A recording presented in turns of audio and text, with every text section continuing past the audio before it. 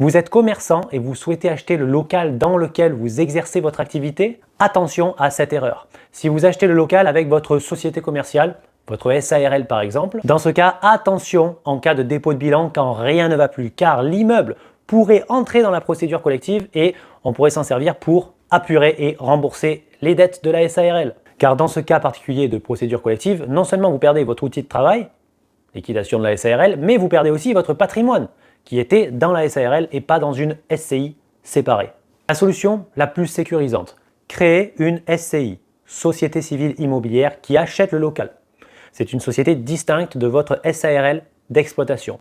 Ensuite, la SCI qui détient le local vient le louer à votre SARL d'exploitation. Ainsi, si votre SARL est placée en liquidation judiciaire, eh bien la SCI reste en dehors de la procédure. L'immeuble est préservé et bien sûr, la SCI n'encaisse plus de loyer, étant donné que la SARL est partie en liquidation. Elle ne pourra plus payer les loyers à la SCI.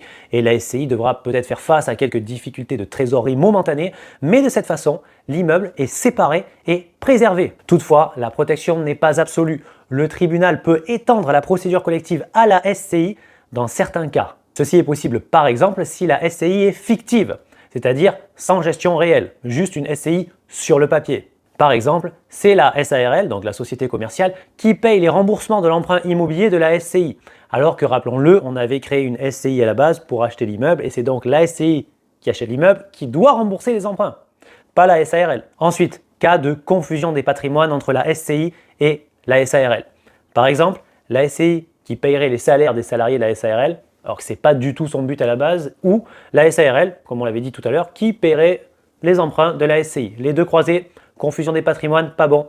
Extension de la procédure collective de la SARL jusqu'à la SCI.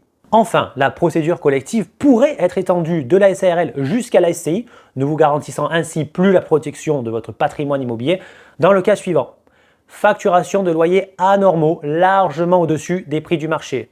En effet, la SCI détient un bien qui se loue 500 € et le louerait 1000 € par exemple à la SARL, ce qui aurait pour objet d'appauvrir de manière non justifiée la SARL. Dans ce cas-là, on peut étendre la procédure jusqu'à la SCI et vous ne serez donc plus protégé.